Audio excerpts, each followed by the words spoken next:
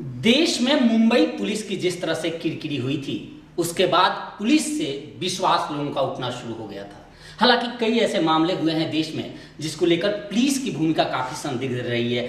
अभी चर्चा मुंबई के बाद गुरुग्राम पुलिस की काफी जोरों पर है और ऐसी सुगबुगाहट शुरू हो गई है कि गुरुग्राम पुलिस के कमिश्नर के ऊपर कई आरोप लग रहे हैं। गुरुग्राम पुलिस के जो कमिश्नर हैं के राव, उनको लेकर एक आरटीआई मांगी गई थी और हमारे साथ मौजूद हैं आरटीआई एक्टिविस्ट हरेंद्र धिंगरा, जिन्होंने यह आरटीआई मांगी थी। हालांकि उसका जवाब नहीं आया, लेकिन दोनों तरफ से तल्खियां जरूर शुरू हो गई है। सबसे पहले तो हम ये जानेंगे धिंगरा साहब, आपने जो आरटीआई मांगी थी, क्या था आरटीआई में, क्या आपने मांगी थी? हमने आरटीआई में ही पूछा था कि जिस दिन श्रीमान के राव तो आजकल जो सीपी हैं, वो उनके एसेट्स क्या थे जब वो भर्ती हुए, और आज 31 मार्च 2020 को जो उन्होंने दायर किए उसमें एसेट्स क्या हैं। इसके पीछे बैकग्राउंड था। बैकग्राउंड ये था कि ये अनुकंपा कंपैशनेट ग्राउंड पे भर्ती हुए थे। इनके पिताजी शहीद हुए थे एज डीएसपी, इनको भी डीएसपी लगा दिया गया था।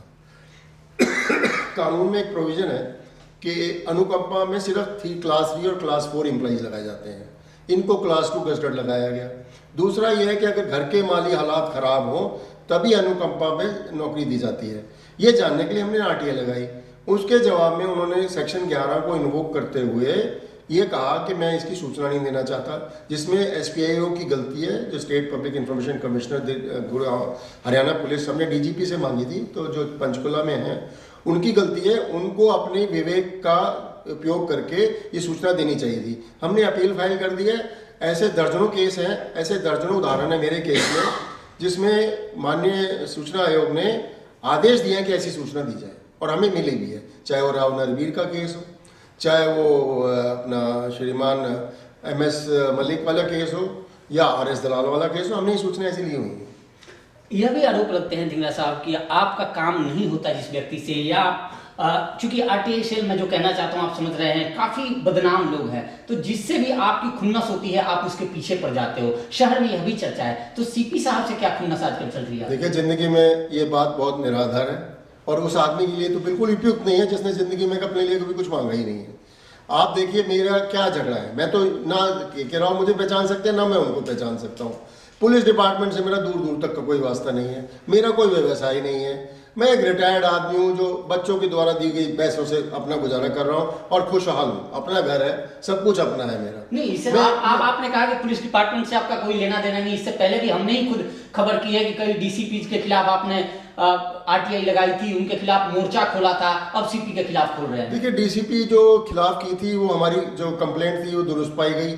लोकायुक्त ने ही कहा है कि बिजली की चोरी डीसीपी ईस्ट नाजनीन बसीन, महेश्वर दयाल और इन सब ने करी। SHO जो थे उन्होंने करी, SHO सुशांत लोग। तो हमारी कंप्लेंट कभी निराधार नहीं हुई है। और रही बात कि हमारी खुन्नस की बात, हमारी खुन्नस क्या है? राव नरवीर सिंह है, उनसे भी कभी नहीं मिला मैं, उनके खिलाफ हमने की, सही पाए गए। हमने जहां जहां जो करा है वो सही पाया गया है। एक भी कंप्लेंट हमने अगर वापस ली हो जी तो हमें बताया। नहीं, तो इसमें अब डिनाई हो गया है, वहां से इंफॉर्मेशन जो आपने मांगी थी वो अब डिनाई हो गया। अब क्या करेंगे आप? जनाब, कल डिनाई हुआ, कल ही अपील लगा दी और 40 दिन के अंदर जो फर्स्ट अपीलेट अथॉरिटी है, जो IG साहब हैं, उनको जवाब देना होगा। अगर वो नहीं देंगे तो कमीशन में चले जाएंगे। 3 महीने का सारा खेल है। तो कमीशन से 6 केसों में हमें ऐसे मिल चुकी है, मना होने का सवाल ही नहीं उठता। अगर फिर भी कमीशन मना करता है तो हाईकोर्ट हमें दिलाएगा। मुझे पूरा यकीन है कागज मिलेंगे। आप बिल्कुल लास्ट तक पहुंचेंगे। अरे देखिए, आपको तो पता है, आप तो मुझे बहुत पुराना जानते हैं, मैं बीच में कुछ नहीं छोड़ता। ना मैंने प्यार बीच में छोड़ा, ना मैंने दुश्मनी बीच में छोड़ी, ना मैंने कभी दोस्ती बीच में छोड़ी। तो ये आप दुश्मनी निभा रहे हैं? नहीं, दुश्मनी नहीं है, तो प्यार है जनता के साथ। मैं एक्सपोज कर रहा हूँ। अच्छा, आपको क्या लगता है कि जो इनकी नौकरी हुई है, आपने जो एसेट्स के बारे में पूछे हैं और क्या क्या पूछे हैं आप, अगर लाइन बाय लाइन अगर बताना चाहें तो? जनाब, मैंने पूछा है कि इनके पास जिस दिन ये लगे क्या एसेट्स थे और 31 मार्च 2020 को क्या एसेट्स है। मैं क्या प्रूव करना चाहता हूँ, मैं बैकग्राउंड देता हूँ। मेरे पास जो विश्वस्त सूत्रों ने बताया है कि इनके पास तब भी बहुत एसेट्स थे, लेकिन बात हवा पे नहीं चलती है। बात के साथ कोई सबूत होना चाहिए। सबूत के लिए आरटीआई चाहिए। आरटीआई में हमने पूछा है, भाई साहब आपके पास क्या था, हमें बता दो। ये मना कर रहे हैं। जिस दिन हमारे पास आ गया, हमारे पास ढींढसा की जजमेंट है, पंजाब हरियाणा हाई कोर्ट की माननीय जज की और सुप्रीम कोर्ट की, जिसको अपील किया है नागपाल वाले केस में। वो उसमें ये कहते हैं कि अगर आपकी वो थी उस टाइम माली हालत ठीक थी एक, दूसरा 3 और 4 क्लास एम्प्लॉय लगा सकते हैं। तीसरी बात एक और पता चली है, मुझे कंफर्म नहीं है, कि जब भी कभी कंपैशनेट ग्राउंड पे अनुकंपा पे लगाते हैं तो एक रैंक नीचे लगाते हैं। अगर इसके फादर डीएसपी थे तो इसको इंस्पेक्टर लगाना चाहिए था।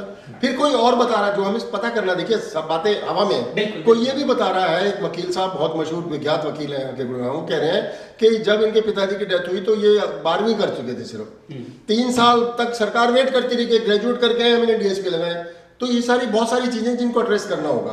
ऐसे बहुत सारे बच्चे हैं जो 98, 99, 100% लेके आते हैं, वो बेचारे नौकरियों से वंचित रह जाते हैं। ये लोग पता नहीं क्या परसेंटेज है, वही तो हम जानना चाह रहे हैं। एक और आरटीआई में हमने जानना चाहा है कि इनकी डेट ऑफ ज्वाइनिंग क्या है, इनकी मैट्रिक सर्टिफिकेट कब हुई, इनकी ग्रेजुएशन कब हुई, किस सब्जेक्ट में हुई, फिर एचपीएस से आईपीएस कैसे बने, ये भी हमने जानना चाहा है। क्योंकि कोई एग्जाम तो पास करे।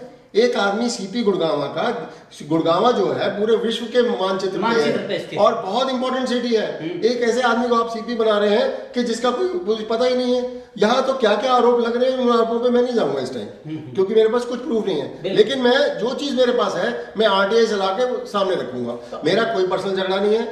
उन्होंने बहुत सारी मुझे मैसेज भेज दिए, अच्छा मैं ये कर दूंगा, मैं वो कर दूंगा, आपके खिलाफ एक्शन थे। हाँ तो कर लें, हम तो हैं तैयार। हमें माननीय गृह मंत्री ने कहा हमें सुरक्षा दी जाए, माननीय सेंट्रल इंफॉर्मेशन कमीशन ने कहा सुरक्षा दी जाए, एचएसआईसी ने कहा सुरक्षा दी जाए, विज साहब ने लिख के ऑर्डर दिया, उसको सीपी साहब ने मना कर दिया। क्योंकि सीपी साहब की हम ये जांच कर रहे थे, सीपी साहब को लगा कि हमको सुरक्षा मिल गई तो अब वो हमें एक्सपोज करना चाहते हैं कि हम कहीं भी मारे जाए। तो एक तरह से कोशिश कर रहे हैं कि हम कहीं मुसीबत में हैं, लेकिन हम उस खानदान से, उस वंशज से हैं जिन्होंने देश के लिए जाने दिए हैं। हम इंग्लैंड में जाके घास फांसी खाई हमने, तो ये तो बात ही की। गुरुग्राम के रक्षक हैं पुलिस कमिश्नर, और उनसे आप जिस तरह पंगा ले रहे हो, कितना खतरा महसूस कर रहे हैं? नहीं, कोई खतरा नहीं है, कोई खतरा नहीं है। रक्षक कौन है? रक्षक आपसे ज्यादा कोई रक्षक नहीं है। पत्रकार सबसे ज्यादा रक्षक होते हैं। आप इधर की नहीं, हमारे भी रक्षक तो पुलिस ही है। नहीं, क्या पुलिस कर सकती है बताओ? इंदिरा गांधी की भी रक्षक पुलिस थी, क्या हुआ? पुलिस से कुछ नहीं होने वाला। मन में डर नहीं होना चाहिए। ये आत्मा है, ये वस्त्र बदल लेगी, लेकिन सही बात को सही बात कहनी पड़ेगी। मान लीजिए इन्फॉर्मेशन आपके पास आ जाती है या सत्य साबित हो जाता है, इनके एसेट्स की जानकारी आ जाती है, तो मैं भी जानना चाहता हूं, दर्शक भी जानना चाहेंगे, तो फिर इसमें क्या हो सकता है, क्या कार्रवाई होती है? अगले दिन within 24 hours high court rate PIL जनहित याचिका 5 चल रही है मेरी और 6ठी और सही, और हम कहेंगे इनको इमीडिएटली इनको बर्खास्त किया जाए। और जब तक ये बर्खास्त नहीं होंगे, अगर सूचनाएं सही हुई तो, अगर सही नहीं हुई तो हम कुछ नहीं कर सकते। अगर सूचनाएं सही हुई, उनके पास एसेट्स है और ये क्लास 3 4 में नहीं लग सकते थे और ये क्लास 2 गजट लगे हैं, तो इनकी बर्खास्तगी निश्चित है। क्या इस लगाने के बाद जो आरटीआई आपने लगाया, जो प्रकरण चल रहा है, कोई आपकी बात सीपी साहब से हुई है या उनके किसी बंदे से बात हुई? आप मुझे जानते हैं, मैं कभी किसी अफसर से बात नहीं करता। राव नरवीर का बहुत मशहूर प्रकरण है जिसमें हम सक्सेसफुल रहे, हमने आज तक राव नरवीर से बात नहीं की। हम किसी से बात नहीं करते, क्योंकि बात करने का मतलब बहुत गलत होता है। आप तो आरटीआई एक्सपर्ट है। एक सवाल मेरे जहन में, चूंकि मैं नहीं जानता हूं, मैं चाहता हूं कि आप मुझे बताएं कि जो चूंकि पर्सनल ग्राउंड पे इंफॉर्मेशन मांग रहे हैं, क्या आरटीआई में यह प्रावधान है कि किसी व्यक्ति का पर्सनल अगर इंफॉर्मेशन हम ले रहे हैं तो दे सकता है? साहब सेक्शन 8(2) जो कहता है, अगर इससे किसी भ्रष्टाचार का या गलत कार्य का पता, अवैध कार्य का पता चलता है तो कोई भी पर्सनल जानकारी दी जा सकती है।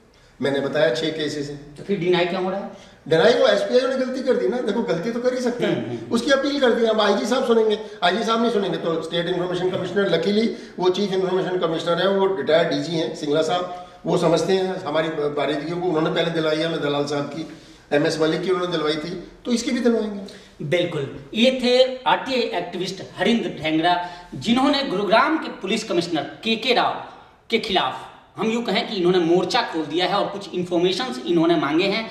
अभी तक हालांकि वो इन्फॉर्मेशन डिनाई हो गया है, अभी मिला नहीं है, लेकिन मिलने के बाद ये पूरी तैयारी में है, इनकी टीम पूरी तैयारी में है और एक लंबी लड़ाई की तैयारी कर रहे हैं। फिलहाल देखना होगा कि इसमें आगे क्या इन्फॉर्मेशन इन्हें मिलती है या फिर इन्हें कोर्ट का रुख करना पड़ता है।